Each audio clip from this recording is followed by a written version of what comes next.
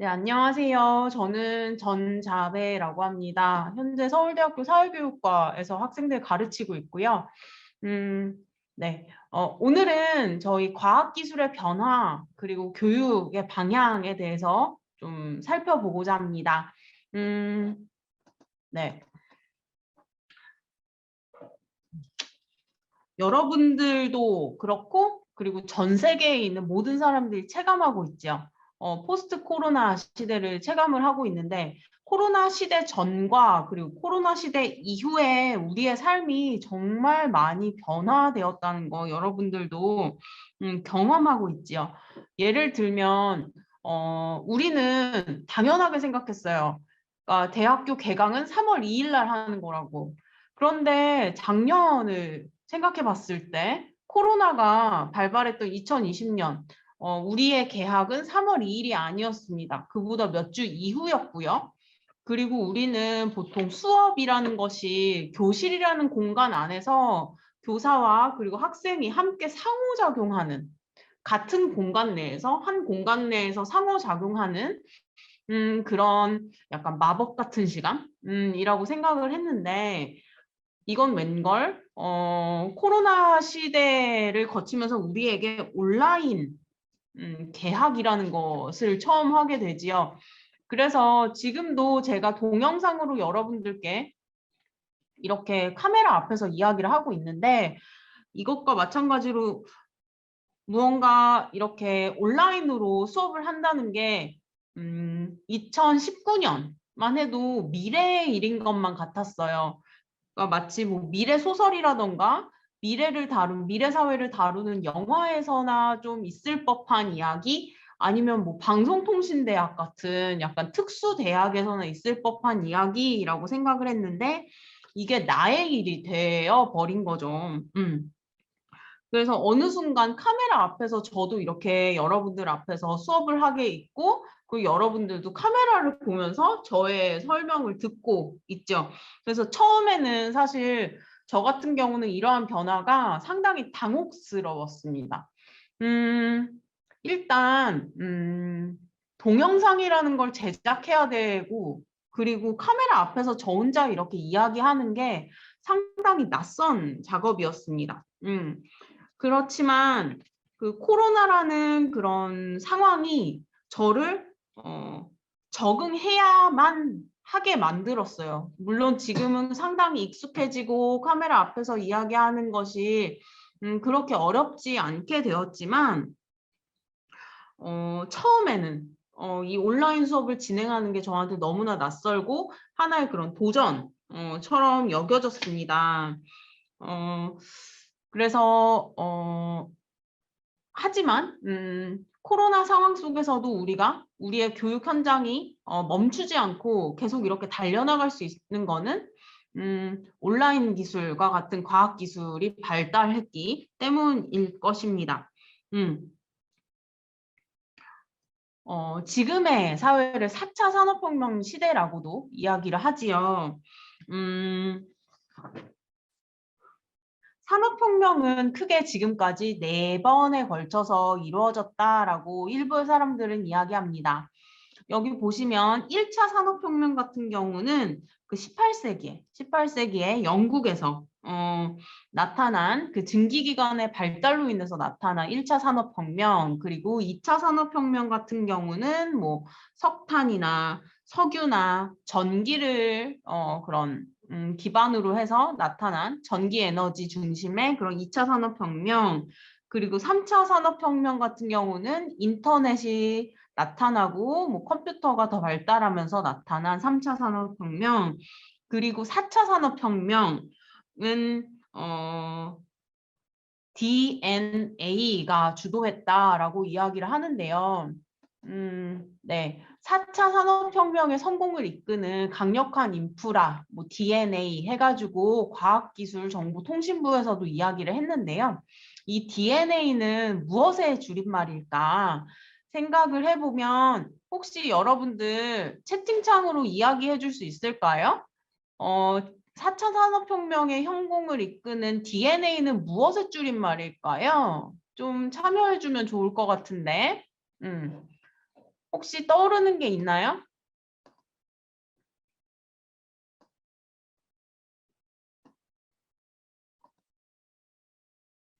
드론, 디지털 나노 AI. 좋은데? 좋은데? 디지털. 한 명이 정답을 맞췄다. 여기 잠시 네. 정진성 학생, 지리교육과 정진성 학생, 뭐 화학교육과 백지우 학생, 이동기 학생은 다 맞췄네? 네. 그리고 여기 또 우진주 학생, 네, 등등등 이 맞췄는데요. 그 디지털 도 사실 근데 디지털 같은 경우는 3차 산업혁명에도 적용될 수 있는 부분이고 그 4차 산업혁명에선 데이터의 D를 의미를 합니다.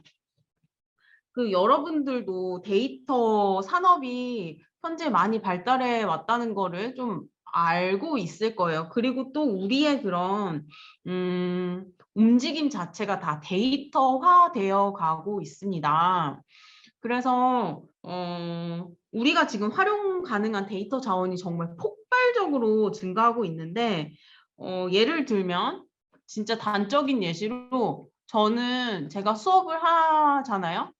학생들이 제 수업을 그러니까 동영상 수업을 배속으로 들었는지 배속이 아니라 정속도로 들었는지 다 볼 수 있어요. 왜냐? 그게 다 데이터로 남거든.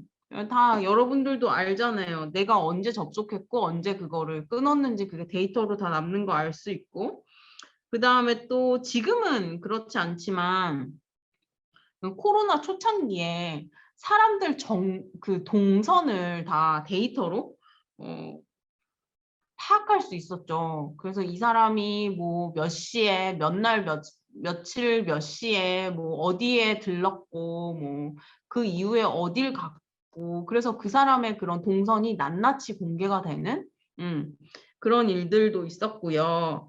그러면서 그 동선 파악에 대해서 이것이 과연 국민에게 주어진 알 권리냐 아니면은 이게 개인 사생활 침해냐 뭐 이런 갑론을박이 벌어지기도 했습니다.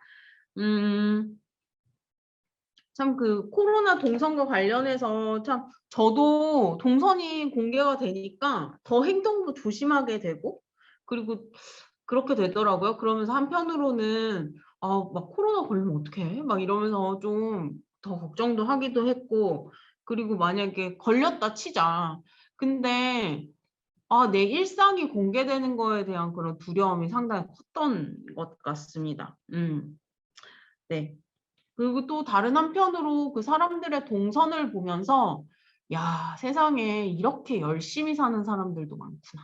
라는 거를 좀 깨달을 수 있었던 시간이었기도 해요. 물론 뭐 방만하게 살았던 사람들도 있지만, 와, 정말 성실하게 살았는데, 그냥 운이 나쁘게 혹은 뭐 개인의 그런 면역력 저하로 인해서 그 동선 공개된 사람들을 코로나에 감염이 되게 되고 동선이 공개된 그런 부분들을 보면서 좀 속상하다 뭐 이런 생각도 개인적으로는 좀 했습니다.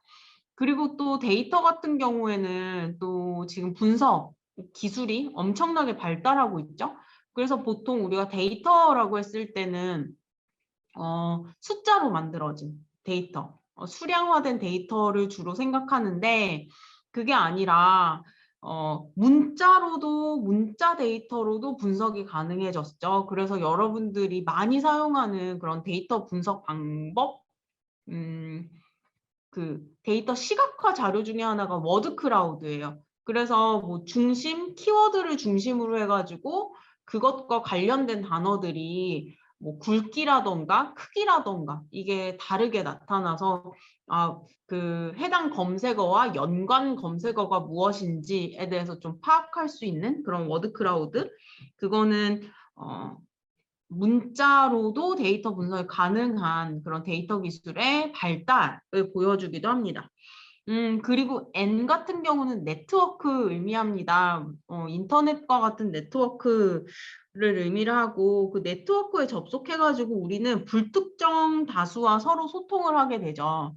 그래서 지금 여러분들과 저도 이렇게 네트워크를 통해서 교류할 수 있게 된 거고요. 그리고 이 네트워크를 통해서 서로의 데이터가 전달되는 거지요.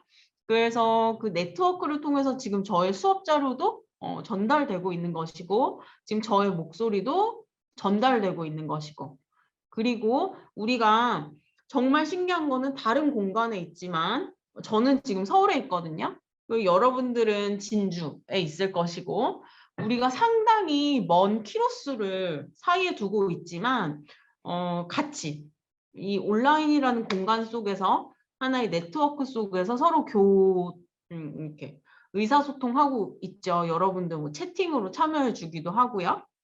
그래서 조금 더 활발하고 재밌는 그런 수업이 진행이 되고 있는 것 같고요. 그리고 이 네트워크는 한 국가뿐만 아니라 전 세계로 연결이 되어 있고, 그래서 우리나라 바깥에 있는 여러 사람들과도 교제할 수 있고, 그다음에 세계 곳곳에서 일어나는 일들에 대해서 우리가 바로바로 네트워크를 통해서 전달받고 있기도 합니다. 그리고 A는 AI를 의미합니다. Artificial Intelligence 해가지고 인공지능이라고도 번역을 하기도 하죠. 그러니까 인텔리전스 하면은 지능을 의미하잖아요. 뭐 인간의 지능 이런 걸 의미하는데 이 artificial 하다는 거는 인간의 지능을 대체할 수 있는 인공적으로 만들어진 그런 지능을 의미를 합니다. 그리고 이 인공지능이라는 거는 4차 산업혁명의 정말 핵심적인 기술로 대두되고 있습니다. AI라는 것은 사실 뭐 특정 기업이라던가, 그러니까 특정 뭐 IT 기업이라던가 아니면 엔지니어들한테만 관심 있는 거라고 생각을 했는데, 혹은 뭐 영화 속에서 로봇이 출연하는 그런 영화 속에서나 있을 법한 그런 이야기라고 생각했지만, 지금 우리의 삶에 우리 일반 사람들의 삶에 AI는 깊숙이 파고 들어오고 있습니다. 예를 들면 스마트폰도 그렇고, 그다음에 청소기에도 그렇고요. 그다음에 자동차에도 AI가 적용이 되고 있지요. 그뿐만 아니라 여러분들 챗봇 이런 것들 좀 확인해 보셨는지 모르겠는데, 챗봇을 통해서 뭐 우리가 법률적인 것들 혹은 뭐 금융 상담 같은 것 혹은 뭐 그 외에 여러 뭐 공공 서비스 같은 것들도 우리가 챗봇을 통해서 정보를 얻기도 합니다. 저는 금융 서비스를 챗봇을 통해서 이용해 본 적이 있거든요. 그러니까 한 번은 제가 쓸 수 있는 카드 한도가 궁금한 거예요.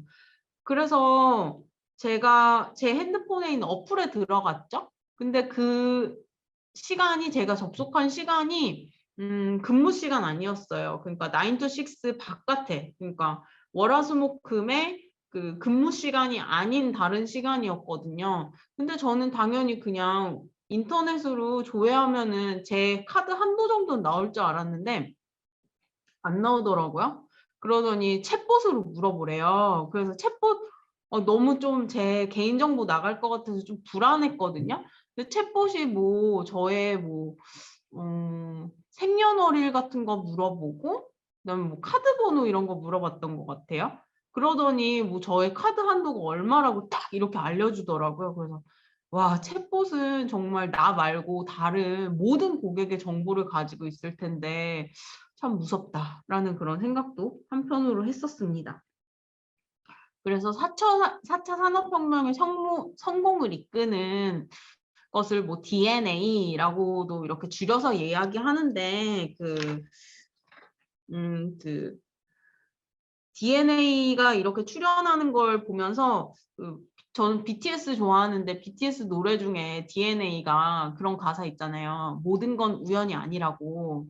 약간 지금의 그 DNA가 우연이 아닌 것 같은 그런 느낌이 좀 들기도 합니다. 네. 그 4차 산업혁명이 나타나게 됐고, 그리고 일상 모든 분야에서 변화가 나타나고 있고요. 그래서 인공지능, 사물 인터넷, 뭐 빅데이터, 초고속 통신망 이러는 단어가 우리한테 사용이 되고 있고, 그리고 이건 더 이상 우리에게 낯선 그런 단어가 아니지요. 우리가 많이 듣고 사용하는 단어이기도 합니다. 그래서 이런 단어들이 우리 사회의 새로운 기준, 뉴 노멀로 자리 잡고 있는데요. 네. 이 AI에 대해서 조금 더 살펴보려고 하는데요. 이 AI 같은 경우는 사실 2020년 살고 있는 우리한테 익숙한 것이기도 하지만 이 AI가 출현한 거는 1950년대로 앞서갑니다. 그 튜링이라는 학자가 한 논문을 썼어요. 어떤 논문이냐 하면 그 컴퓨터 머시너리 앤 인텔리전스라는 제목의 논문을 썼는데요. 그 논문에서 한 질문을 던집니다. Can machines think? 라는 그 질문을 던져요. 그래서 기계도 생각할 수 있을까? 라는 질문을 던지면서 기계도 인간처럼 생각하고 그리고 인간처럼 대화할 수 있는 그런 시스템을 개발했으면 좋겠다라는 주장을 하게 되고 이런 주장이 토대가 돼서 지금의 AI까지 나타나게 된 계기가 됩니다. 그리고 지금 우리도 알고 있지만 그 AI에 대해서 좀 선도적으로 앞서 나가는 기업이 바로 애플이죠. 그래서 그 시리야 여러분들 좀 부르시나요? 시리야 이렇게 하면서 그 AI를 활용해서 마치 비서처럼 나의 개인 비서처럼 그 AI를 사용하기도 하는데요. 이 시리의 토대가 되는 것, 모태가 되는 것이 사실 1987년도 지금으로부터 거의 34년 전, 35년 전에 애플에서 그 널리지 내비게이터라는 홍보 비디오를 발표를 합니다.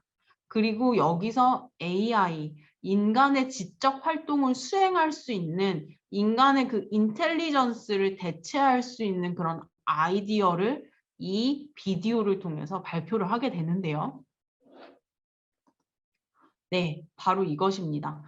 여기 보시면 무슨 지금으로 따지면 패드 같은 거죠. 지금 여러분들 잘 안 보이시겠지만 여기에 사과 모양이 있어요. 네, 애플 사과 모양이 있고요. 그리고 이 패드에 그 AI라고 불리는 이 사람, 약간 비서 같은 사람, 그러니까 지금으로 따지면 시리가 있는 거죠. 그리고 시리가 그 주인이 요구하는 거를 보여줍니다. 이 널리지 내비게이터 그 비디오에 따르면 이 널리지 내비게이터 비디오를 보면 일단 그 이 패드의 주인공은 교수예요. 그래서 이 교수가 무언가 자료를 찾아보고 싶어요. 그럴 때 이 시리 같은 존재가 논문을 이 패드에 바로바로 띄워줘요. 그리고 이 교수가 이 논문을 쓴 사람하고 나하고 전화 통화할 수 있게 해달라 해가지고 이 시리가 전화 통화할 수 있게 연결해 주기도 합니다. 네, 그래서 이거를 제가 유튜브에 있어서 한번 가져와 봤어요. 그래서 같이 한번 보려고 하는데요.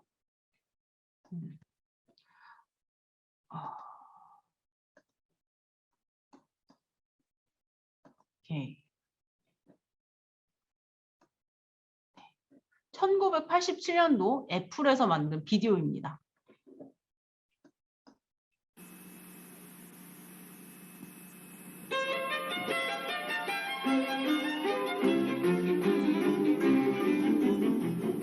그 교수의 사무실이에요.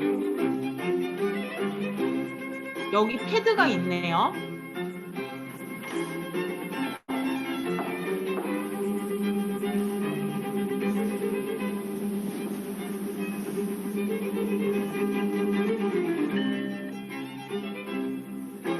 등장했지요. Three messages. Your graduate research team in Guatemala, just checking in. Robert Jordan, a second semester junior, requesting a second extension on his term paper. And your mother reminding you about your father's Surprise birthday party next Sunday. Today you have a faculty lunch at 12 o'clock. You need to take Kathy to the airport by 2. You have a lecture at 4:15 on deforestation in the Amazon rainforest. Right. 여기 보시면 그 이 시리 같은 존재가 이 교수의 개인 일정에 대해서 브리핑하죠. 마치 비서처럼요. 그리고 나서 저녁에 그 아마존 열대우림에 대한 강의가 있다. 그랬더니 이 교수가 그럼 지난 학기에 강의 노트 한번 열어줄래? 라고 Let 요청합니다. me see the lecture notes from last semester. No, that's not enough. I need to review more recent literature. Pull up all the new articles I haven't read yet. Journal articles only? Fine. 이게 너무 번역이 너무 이상한데요. 그 최근 그 아마존 산림 벌채에 대한 최근에 발표된 논문을 나한테 좀 보여줄래? 라고 요청을 한 거예요. 저널이 영어로 저널이 영어로? 아니지. 논문이 영어로 저널이기도 하거든요. Your friend Jill Gilbert has published an article about deforestation in the Amazon and its effects on rainfall in the sub-Sahara. It also covers drought's effect on food production in Africa and increasing imports of food. Contact Jill.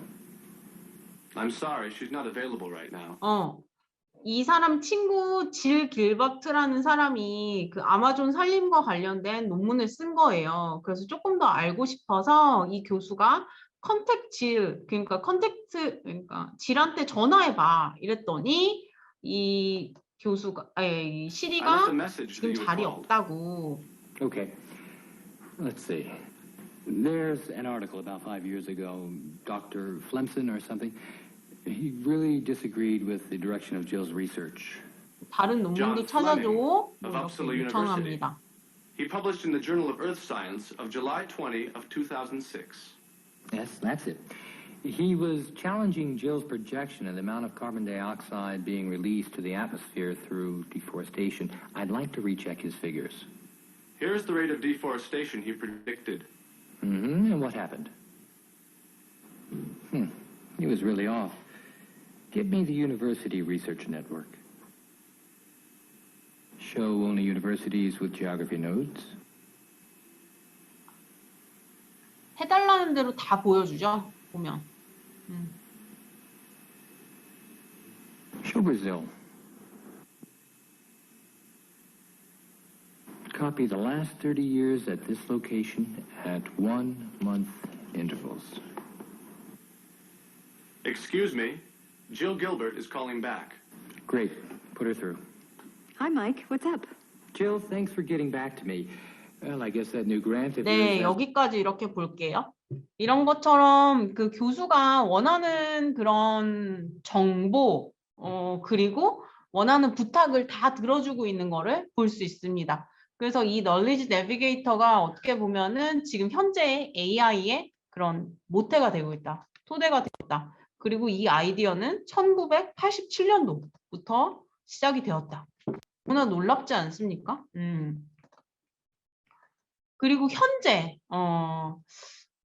우리가 그래서 데이터 DNA를 통해서 지금 정보를 서로 교환을 하고 있고요.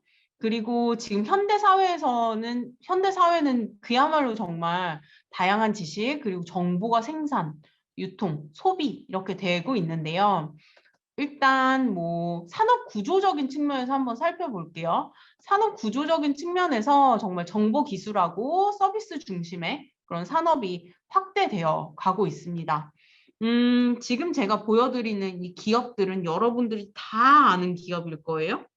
그리고 이 기업은 2020년 기준으로 해서 그 시가총액 기준으로 해서 세계 10대 기업들에 당연히 포함되는 그런 기업들입니다. 그래서 뭐 아마존이라던가 애플이라던가 그 다음에 페이스북, 지금은 뭐 메타로 이런 이름을 좀 바꾸게 되는데 페이스북, 뭐 구글 등등의 그런 ICT 기업들이 세계의 대단한 기업들로 손꼽히고 있습니다.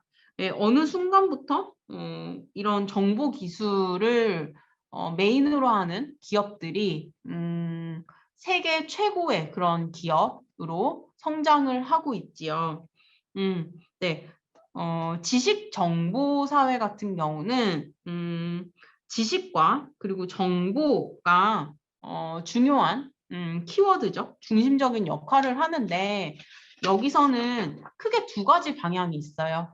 어떤 방향이 있느냐? 정보의 산업화 그리고 산업의 정보화 이 두 가지가 동시에 이루어지고 있습니다.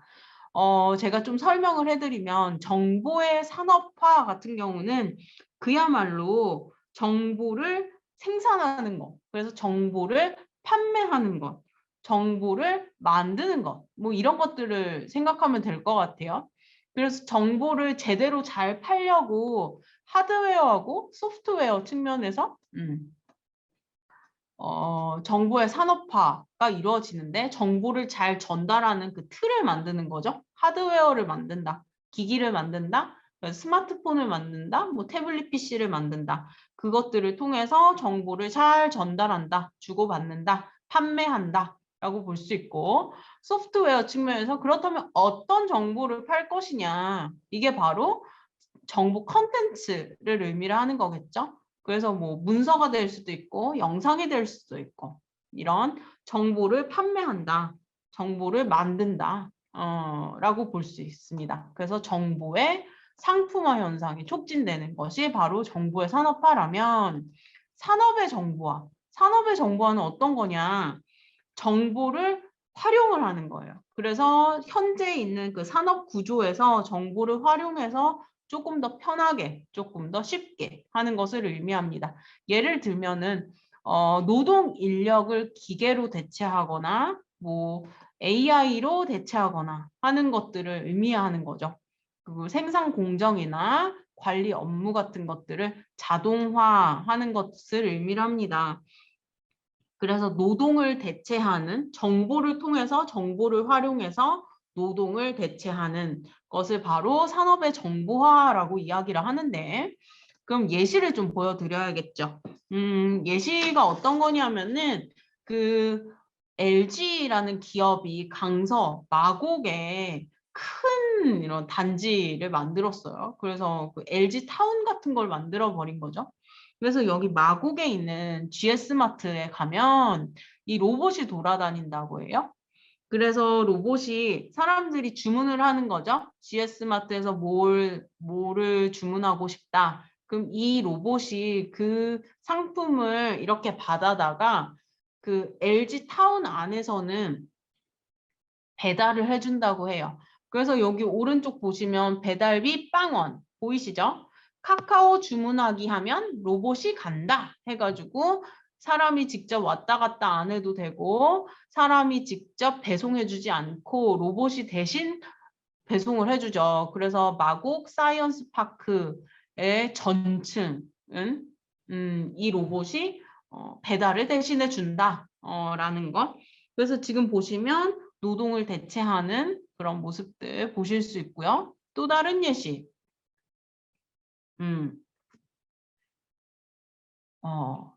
커피를 만드는 기계입니다. 제가 서울의 청계천 쪽에 그 이마트가 하나 있는데 이마트 안에서 이렇게 로봇이 커피를 만드는 거를 봤어요. 예. 좀 저는 사람의 손맛을 좋아하기 때문에 커피를 사 먹진 않았지만 어쨌든 이렇게 로봇이 커피를 제조하는 걸 보고 참 새롭다. 그러면서 다른 한편으로는 약간의 위기감을 느끼기도 했습니다. 네. 그래서 배달도 하고요. 그다음에 요리도 하고요. 그리고 어떻게 보면은 그 생산성을 높이기 위해서 로봇이 사용됐다면 이제 오른쪽 같은 경우는 근로자의 그런 건강 그리고 안전을 지키기 위한 보조수단으로 로봇이 사용되는 예시입니다. 그냥 사람이 서 있죠. 근데 이 사람은 로봇 조끼를 입고 있어요. 지금 보면은 이건 현대차 그룹이 개발한 조끼 형태의 로봇이에요. 그래서 사람들이 이렇게 차를 수리하려면 이렇게 위를 보고 이렇게 수리를 해야 되는데 그렇게 되면 여기 어깨 쪽이 많이 아프잖아요. 그리고 또 기구 같은 거를 뭐 지금은 이렇게 고치는 수리하는 것만 보이지만 무언가 짐을 들고 무거운 도구를 들고도 이렇게 수리해야 되는 경우가 있죠. 근데 그때 이 로봇이 사람을 지지해 준다고 합니다. 그래서 사람이 더 자유롭게 그리고 더 편하게 그리고 더 안전하게 일할 수 있도록 도와준다고 해요. 그래서 그 근로자의 근골격계 질환을 줄여주고 작업 효율성을 높여주는 그런 로봇이라고 합니다. 이뿐만 아니라 로봇이 농업에서도 사용이 됩니다. 이 트랙터 같은 경우는 자율주행 트랙터입니다. 그래서 뭐 씨 뿌리고 거두고 하는 거를 트랙터를 활용해서 사람 없이 트랙터 혼자 알아서 하는 것을 좀 볼 수 있고요. 그리고 또 오른쪽 보면은 참외가 달려 있습니다. 이거는 스마트팜이라고 부르는 건데요. 여기 보시면 참외가 이렇게 천장에 주렁주렁 달려 있지요. 그래서 이거 보면은 뭐 참외가 잘 재배할 수 있도록 참외가 뭐 적정하게 잘 커 나갈 수 있도록 뭐 빛이라던가 온도라던가 습도 같은 거를 제어해서 참외가 잘 클 수 있게 도와주는 그 스마트팜이라고 해요. 그 기사를 보니까 스마트팜을 활용해서 생산량이 10배 정도 더 증가했다. 그러니까 지금 보시면 모든 걸 다 통제할 수 있잖아요. 자연환경 같은 경우는 그날의 일조량이 어떠할지, 그리고 그날의 그 습도가 어떠할지 이런 것들을 인간의 힘으로 컨트롤하기는 어렵지만 지금 이거 같은 그 스마트팜에서는 컨트롤이 가능하니까 수확도 더 높이 될 수 있었던 거지요. 그뿐만 아니라 지금 밑에 보면은 돼지를 사육하는 데 있어서도 그 과학기술이 활용되고 있는 것을 여러분들 확인할 수 있어요. 돼지가 잘 클 수 있도록 그리고 적당히 먹을 수 있도록 음식도 그러니까 사료도 주고 그다음에 물도 적정한 시간에 적정한 양으로 주는데 또 도움이 되는 것을 볼 수 있습니다. 제 주변에 제 친구 중에 한 명이 어머니 아버지가 소를 키우세요. 근데 그 어머니 아버지는 소 밥을 줘야 되기 때문에 그 외출을 자유롭게 못 하세요.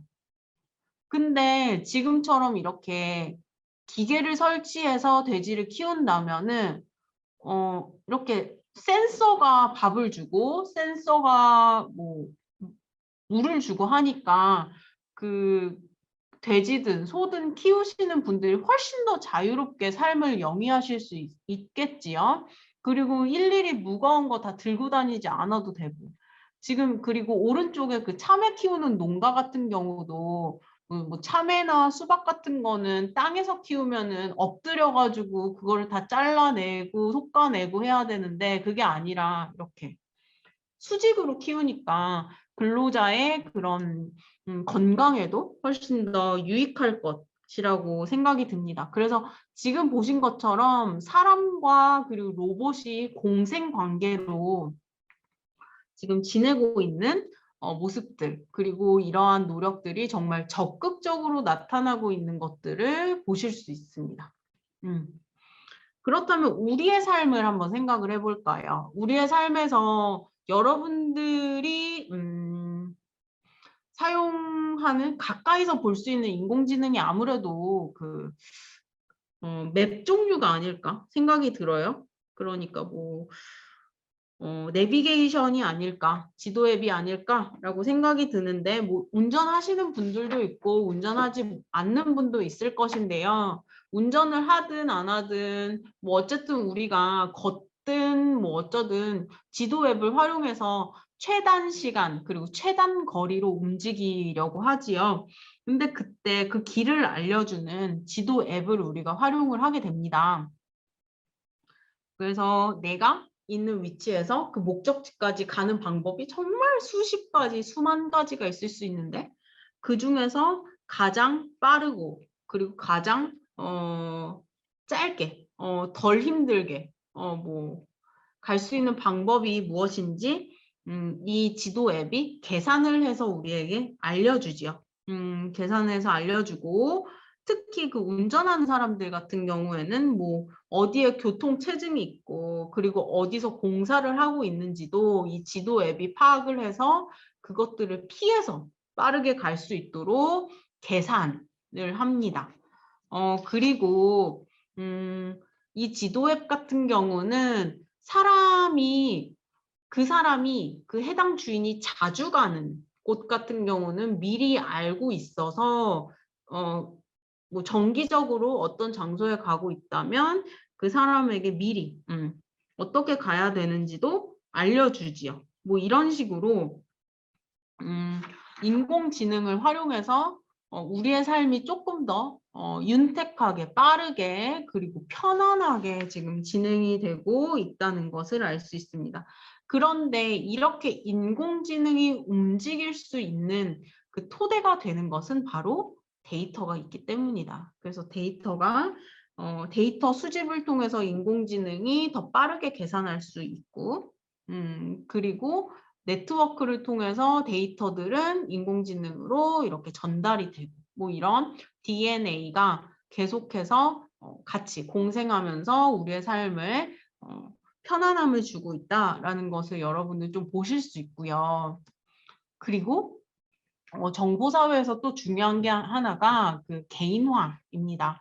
그래서 이 개인의 개성과 기호를 반영해서 정말 다양한 물건들이, 상품들이 개발이 되고 있고, 그리고 내 개인의 개성과 기호를 반영해서 여러분들이 추천을 받죠. 그래서 유튜브 보면은 정말 내가 관심 있는 것들이 바로바로 뜨죠. 그래서 우리는 뭐 알고리즘의 노예다. 막 이런 말이 있을 정도로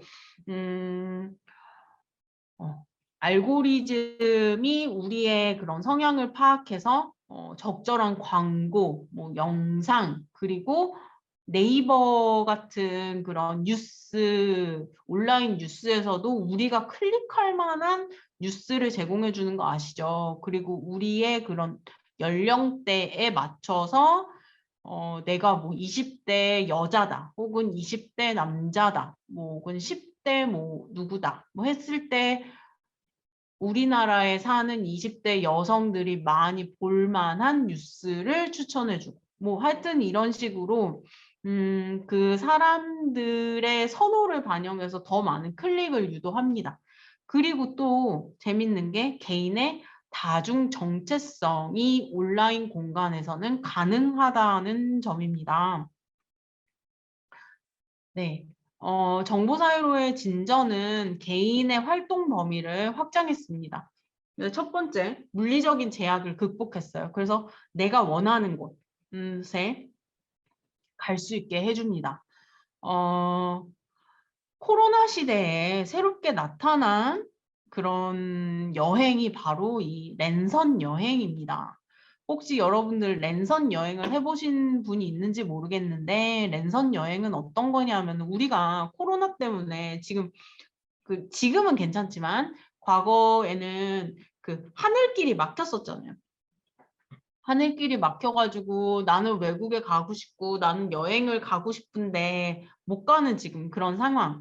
이 사람들의 그런 갈급함을 해소해주기 위해서 각 여행사들은 랜선 여행 그런 프로그램을 그 판매했습니다. 어떤 거냐면은 일단 12,800원 막 이런 식으로 굉장히 저렴한 가격을 주고 그 지역에 살고 있는 사람이 뭐 카메라를 찍으면서 지금 현재 이 지역이 어떻게 어떤 모습을 하고 있는지 보여주는 거죠. 실시간으로.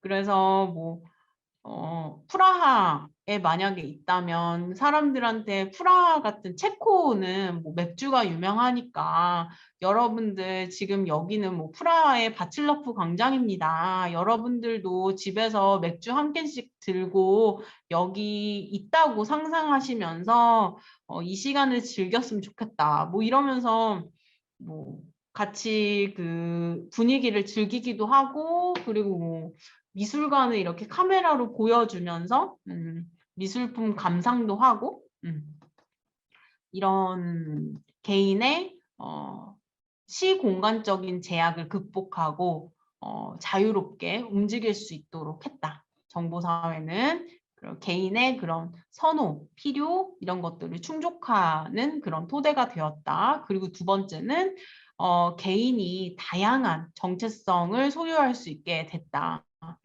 그래서 멀티페르소나라는 단어가 있는데 뭐 우리한테 조금 더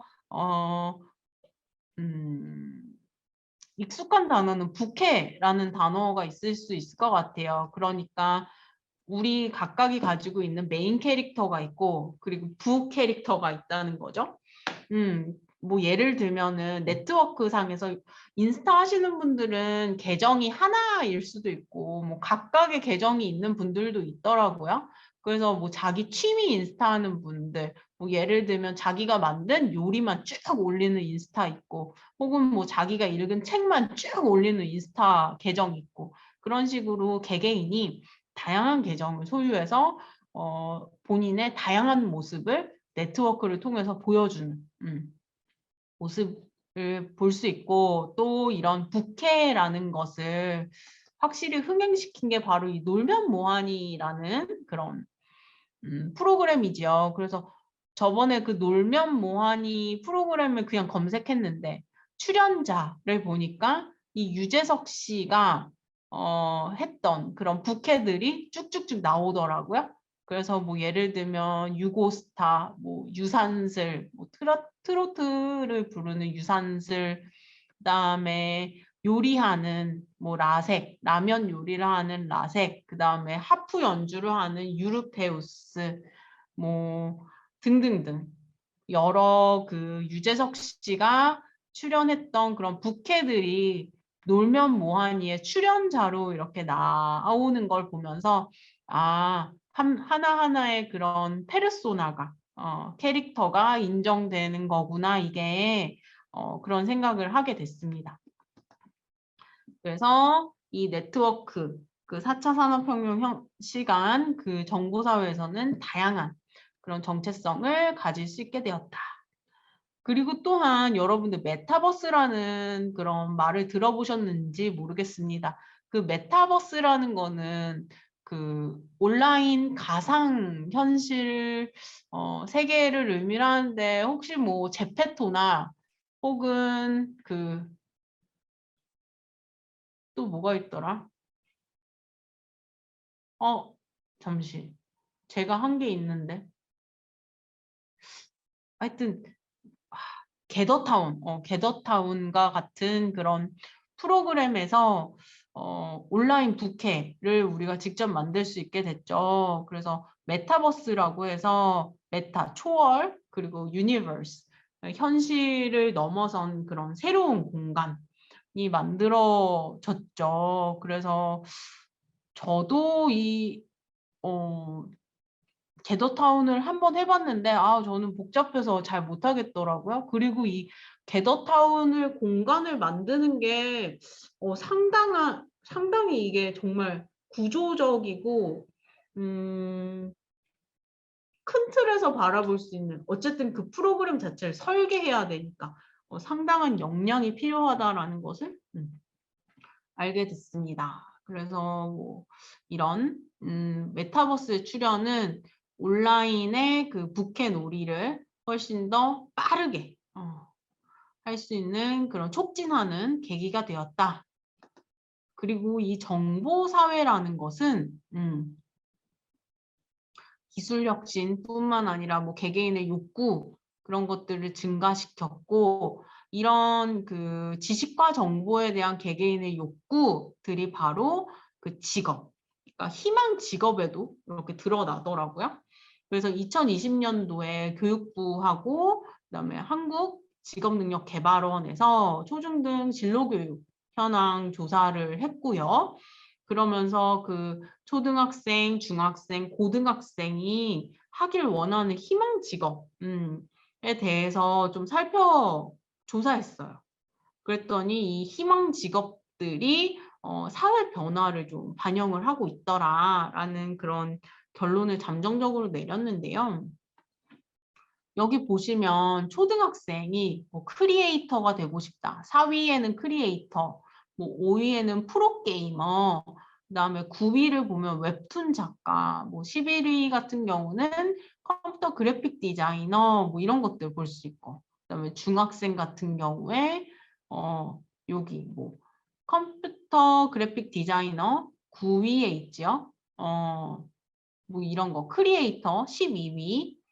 뭐 컴퓨터와 관련된 거는 또 고등학생들도 동일하게 지적을 하고 있어요. 그래서 이런 모습들을 봤을 때 정보사회로의 그런 모습들을 좀 볼 수 있다. 특히 초등학생 같은 경우는 뭐 크리에이터라는 직업이 제가 학생 때는 제가 뭐 초등학생, 중학교, 고등학생일 때는 전혀 뭐 그런 말조차도 없었거든요. 크리에이터는 그야말로 그 종교에서 그 만물을 만든 자, 창조주, 약간 그런 의미지.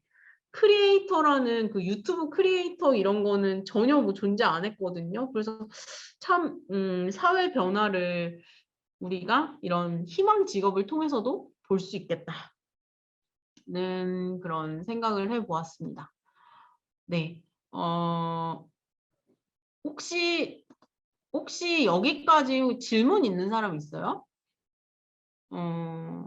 왜 뭐 질문 있으시면 바로바로 그냥 채팅으로 해주시면 될 것 같고요. 그리고 이런 AI 잠깐만. 질문 있어요? 정진성 학생?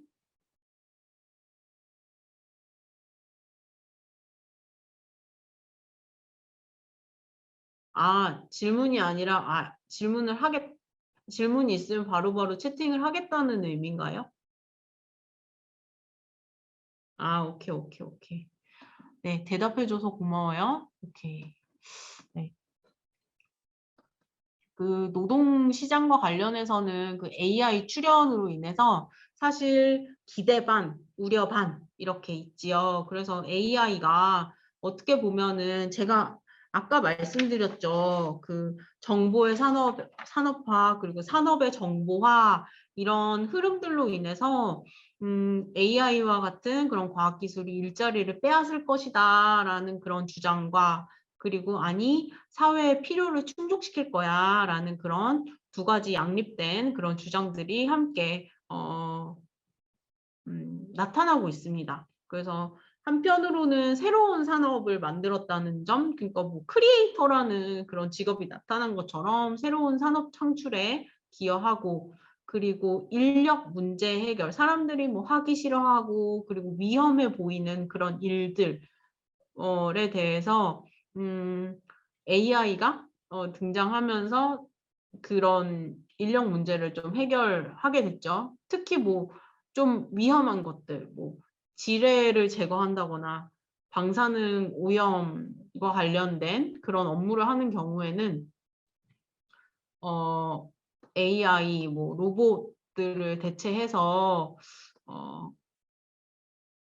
그 일을 하기도 하고 근데 또 사람들이 로봇 권에 대해서도 또 이야기해요. 그럼 로봇은 그냥 망가져도 되냐? 로봇은 그냥 파괴돼도 되냐? 로봇은 위험해도 되냐?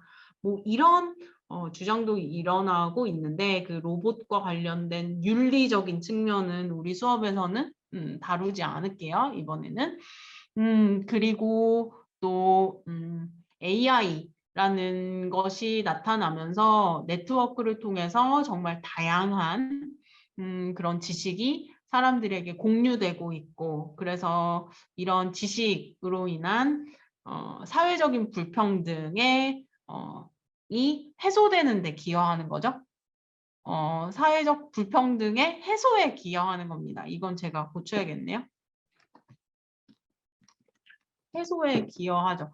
그러니까 뭐 옛날에 책 같은 경우도 그 책이라는 그 뭐 양피지든 뭐 파피루스든 뭐 등등등 그런 종이를 살 수 있는 그런 재력이 있는 사람한테만 지식이 오고 갔다면 지금 같은 경우는 그렇지 않죠. 그냥 뭐 네이버, 뭐 유튜브, 뭐 등등등을 통해서 우리가 알고 싶은 것들 바로바로 알 수 있게 되었죠.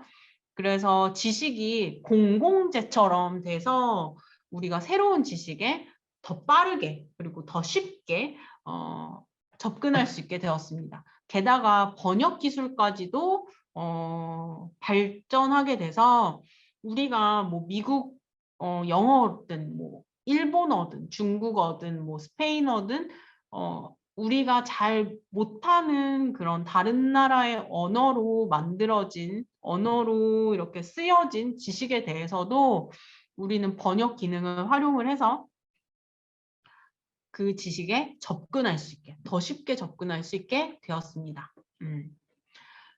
네, 이렇게 우리가 정보사회에 대해서 좀 살펴봤고 그 정보사회가 우리 삶에 미치는 그런 변화들에 대해서 좀 살펴봤는데요. 그렇다면 지금 이렇게 변화하고 있는 그런 4차 산업혁명 디지털 사회 속에서 우리는 어떠한 시민성을 갖춰야 될까에 대해서도 우리가 좀 생각해 봐야 될 것 같아요. 이런 사회 변화에 맞춰서 우리는 어떠한 시민, 어떠한 존재, 그리고 어떠한 역량을 갖춘 사람이 되어야 될까에 대해서도 우리가 좀 생각을 해봐야 될 것 같은데요. 그중에서 저는 여러분들과 그 미디어 정보 리터러시라는 거에 대해서 좀 살펴보려고 합니다. 이번 시간에는 네, 그 미디어 정보 리터러시라는 거는 사실 읽고 쓰는 능력을 의미를 합니다. 그래서 그 미디어에서 제시되고 있는 그 정보를 제대로 읽고 제대로 이해하고 그리고 내가 그 정보를 뭐 만들 수 있는 그런 능력까지도 이야기를 하는데 그 중에서 저는 비판적으로 그 정보를 판별해내는 것에 대해서 좀 이야기하고 싶어요. 이게 참인지 그리고 거짓인지 좀 판별하는 능력. 지금 이 사진을 보시면 이 사람이 RM일까? 성룡일까? 우리가 잘 모르겠는 거죠. 얼굴을 합성을 했는데 너무나 묘하게 합성을 해서 실존 인물이 그러니까 RM에다가 성룡을 합성시킨 건지 성룡에다가 RM을 합성시킨 건지 모르겠는. 그래서 이런 이미지 합성 기술을 딥페이크라고도 이야기합니다. 그래서 허위의 그런 이미지를 만들어내는 것을 의미하는데 이 딥페이크 같은 경우는 사실 범죄에 많이 활용이 돼서 문제가 되기도 합니다. 제가 이 딥페이크의 범죄에 활용되는 것을 여러분들과 함께 그 좀 동영상으로 보고 싶은데요. 이거는 그것이 알고 싶다 해서 딥페이크 를 직접적으로 다룬 화가 있었어요. 그래서 그 일부를 여러분들과 좀 보면서 디지털 사회에서 정보 판별 능력이 얼마나 중요한지에 대해서 좀 살펴보고 싶은데요. 공개 중지를 하고 네, 보도록 하겠습니다. 어느 날 갑자기 온 그 문자를 확인하기 전까지는 말입니다. 할 말 있다고 그래서 대화를 해야 될 것 같다고. 현주 씨가 이를 무시하고 차단하자 실제로 영상을 유포했던 겁니다. 사실이 아니었지만 사람들이 오해할까 두려웠다는 현주 씨. 이런 일을 당한 건 현주 씨만이 아닙니다. 모르는 사람에게 갑자기 황당한 사진과 메시지를 받았다는 주연 씨. 여성의 나체 동영상을 캡처한 사진이었습니다. 네, 이런 식으로 그 화면을 사람 얼굴을 딥페이크로 해가지고 범죄에 악용하는 그런 모습들을 우리가 좀 살펴봤고요. 그것뿐만 아니라 제가 하나를 더 보여드리려고 하는데요. 이 얼굴뿐만 아니라 더빙까지도 가능하게 됐습니다. 신티시아라는 기업에서 만든 건데 한번 보세요.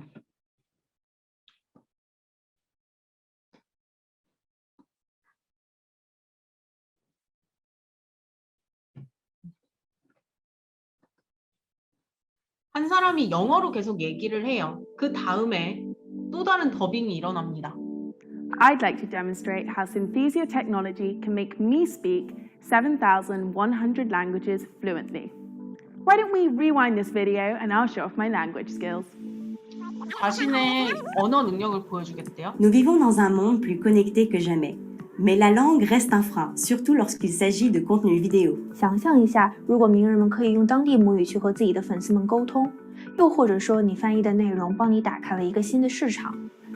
Eu gostaria de demonstrar como a tecnologia Synthesia me permite falar 7.100 idiomas fluentemente. Por que não retrocedemos este vídeo e eu lhe mostrarei as minhas competências linguísticas? 너무 무섭지 않으세요, 여러분?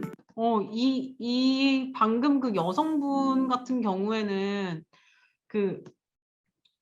그야말로 그 얼굴이 전혀 변화하지 않고 보여지는 거 더빙을 이렇게 너무나 자연스럽게 더빙하는 걸 보면서 저 또한 너무나 좀 소름 돋게 무섭다. 과학기술이 얼굴만 이렇게 합성, 그러니까 고정된 얼굴을 합성하는 것뿐만 아니라 사람의 말까지도 합성이 가능해졌구나 라는 생각이 들었습니다. 근데 아까 여러분들께 보여드렸던 그 아래 그 여성분들 있잖아요. 근데 그 여성분들 사실 그 얼굴이 현재 현재 이렇게 이 또한 딥페이크를 활용을 해서 그 여성분들을 보호한 모습이라는 걸 좀 미리 알려드려요. 그래서 그 딥페이크라는 기술이 사람한테 그 착취적으로 악용될 수도 있지만 또 그 사람의 개인 보호를 위해서도 사용될 수 있다라는 점이 있습니다. 재밌는 거 하나만 더 볼게요. 네, 이렇게 좀 딥페이크라는 기술을 활용한 그런 사례를 여러분들께 좀 보여드리고 싶었고요. 네, 그래서 우리가 이 온라인 속에서 보여지는 게 이게 진짠지 가짠지 우리가 명확하게 판별하는 능력이 너무너무 중요해졌어요. 그래서 이 온라인상에서 보여지는 게 이게 진짠지 아닌지 우리가 제대로 알아야 됩니다. 왜냐하면 우리가 왜곡된 시각을 가지고 잘못 파악할 수 있기 때문이죠. 이미지도 그렇고 사람의 목소리도 그렇고요.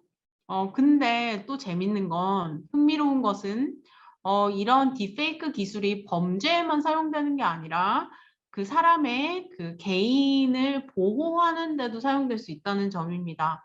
이 영화는 웰컴 투 체첸이라는 영화고요. 이 체첸 공화국에서는 성소수자들 지금 이 팔찌를 하고 있는데 이 성소수자들에 대한 박해가 굉장히 심했다고 해요.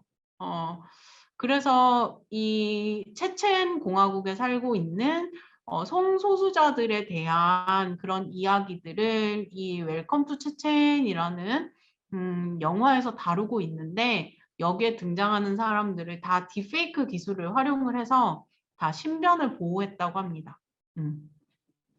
네, 그리고 또 이 딥페이크 기술을 활용했는지 안 했는지 확인하는 그런 프로그램을 그 카이스트에서 또 만들었다고 해요. 그래서 이 카이캐치라는 카이스트에서 만들어서 그런지 카이캐치라는 이름을 쓴 것 같은데 그 카이캐치라는 프로그램이 이 화면이 그러니까 이런 화면이 딥페이크를 활용한 건지 그렇지 않은 건지 확인할 수 있는 그런 판별할 수 있는 기술적인 방안을 또 제공하고 있다고도 합니다. 네, 지금 그 아래서 봤던 이분 같은 경우는 실제 모습이 아니라 딥페이크를 활용해서 얼굴이 변화된 그런 사례입니다. 그래서 온라인상에서 보여지는 그런 정보들에 대해서 우리가 명확하게 판별할 수 있어야 된다. 그뿐만 아니라 그 데이터 편향성의 문제도 함께 존재합니다. 그래서 인공지능 같은 경우는 인간의 편견 그리고 편향성이 포함된 그런 데이터로 학습을 하게 되는데 사실 이 데이터라는 것이 그 주류 사회에서 만들어질 수 있기 때문에 주류라고 여겨지는 혹은 그 사회의 스테레오타입을 그 사회가 갖고 있는 그런 고정관념, 편견 이런 것들이 반영될 수 있다는 거죠. 그래서 그 데이터를 기초로 그러니까 편견을 가지고 있는 데이터를 가지고 인공지능이 계산을 하기 때문에 인공지능이 그 계산한 결과 그 인공지능이 분석한 결과 자체가 또 편향될 수 있다는 거죠. 데이터 자체가 이미 편향됐으니까.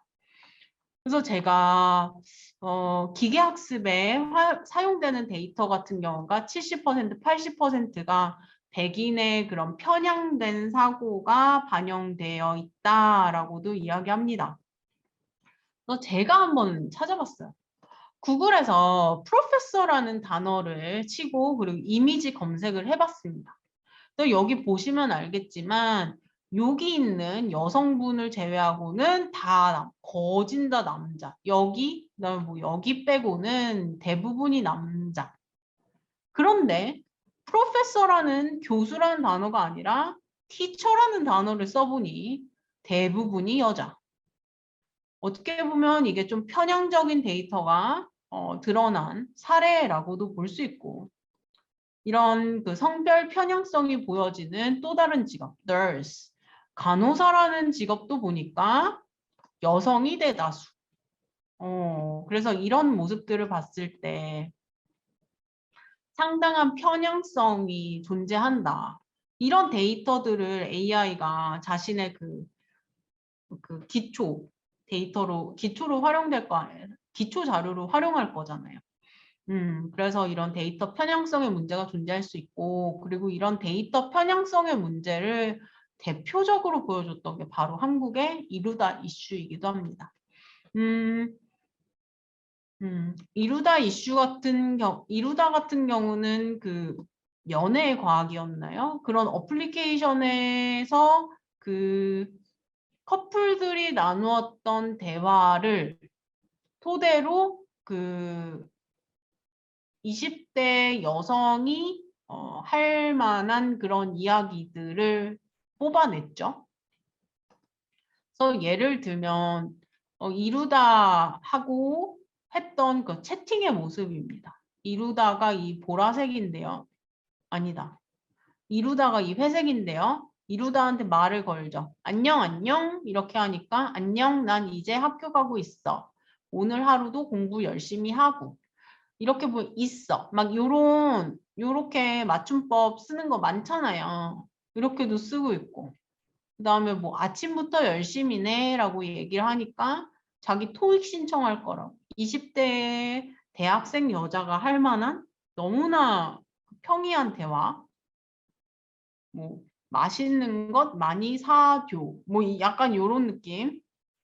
맞춤법 잘 안 지키면서 약간 애교스러운 말투 이런 거 이런 모습이 참 20대 대학생 대한민국의 여성과 약간 유사하다라는 거 전혀 그 괴리감이 느껴지지 않죠. 그리고 또 여기서 물어봅니다. 레즈비언에 왜 민감하냐고 그랬더니 뭐 혐오스럽다, 질 떨어져 보인다, 뭐 소름 끼친다, 거부감 든다. 이렇게 이루다가 이야기를 하는데 이루다가 이렇게 이야기할 수 있었던 거는 이루다가 가지고 있는 그 데이터를 토대로 한 거죠.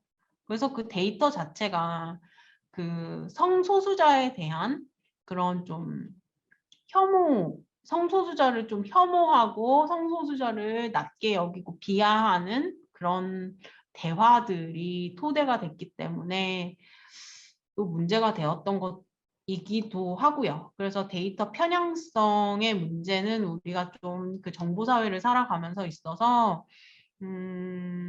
우리가 주의해야 되는 그런 모습이기도 합니다. 그래서 이 정보사회에서 우리가 좀 살펴봐야 되는 건 이게 참인가 거짓인가 판별 능력을 좀 갖춰야 되고, 그리고 데이터가 우리한테 보여주는 게 다 그 일반적인 내용, 사회 일반적인 내용이 아니다라는 것을 우리가 좀 기억해야 할 필요가 있습니다.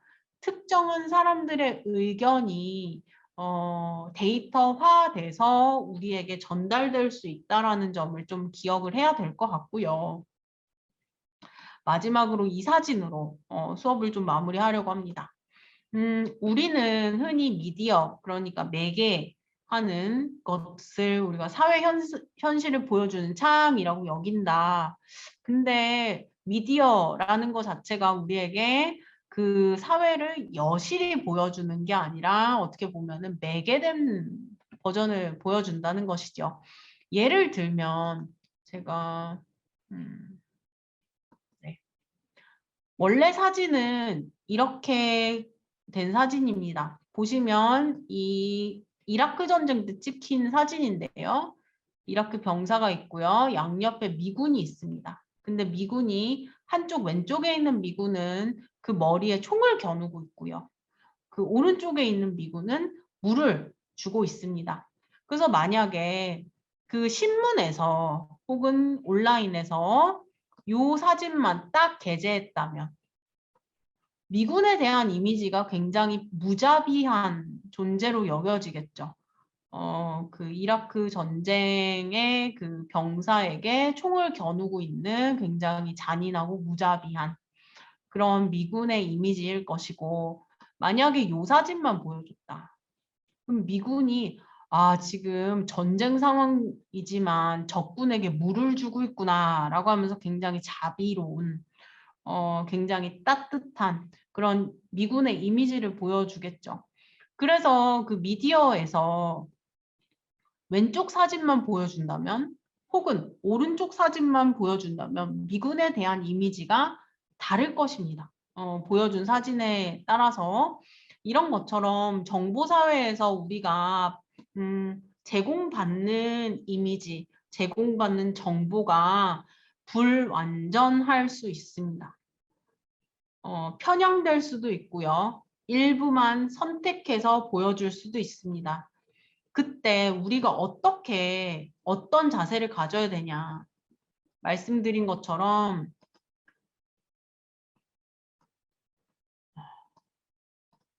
우리에게 필요한 거는 바로 미디어 정보 리터러시라는 거죠. 그래서 이것이 정말 참인지 거짓인지 나에게 보여지는 것이 정말 그 사실을 반영하고 있는지, 그리고 일반 대중의 대부분의 의견이 반영된 것인지 아닌지를 우리가 좀 판별할 수 있는 그런 그런 리터러시 능력이 필요하다고 이렇게 볼 수 있을 것입니다. 그래서 지금 이 시간 동안은 우리가 정보사회에 대해서 좀 살펴봤고요. 특히 그 4차 산업혁명과 관련해서 그 과학기술 DNA로 대표되는 그런 과학기술들이 발달이 되었죠. 데이터가 많아졌고요. 그리고 뭐 네트워크 사회가 나타났고요. AI 기술이 나타났고요. 그러면서 우리 삶이 굉장히 편안해진 것도 사실이지만, 그리고 다른 한편으로는 이런 기술들에 의해서 우리의 그런 인지가 왜곡될 수 있다는 그런 점도 지적할 수 있습니다. 그래서 여러분들 지금 보시면 대부분이 예비교사 분들이 모여 있죠. 그래서 학생들을 앞으로 뭐 교단에서 가르치게 될 가능성이 높죠. 그리고 앞으로 그런 사람이 되고 싶어 하는 사람들도 있고, 또는 본인이 그런 식견을 갖춘 시민으로서 시민답게 살아가고 싶은 사람들이 여기 모여 있다고 생각합니다. 그 시민 역량 사업인 거죠. 시민성 강화 역량 사업에 여러분들이 참여하고 있는 것으로 알고 있는데, 여러분들이 보다 더 좀 식견 있고 의식 있고, 의식 있고, 그리고 시민으로서 그런 뭐 그 어떤 거에 휘둘리지 않고 주체적인 사고를 가지고 바르게 판단할 수 있는 그런 시민 한 명 한 명이 되었으면 하는 바람이 있습니다.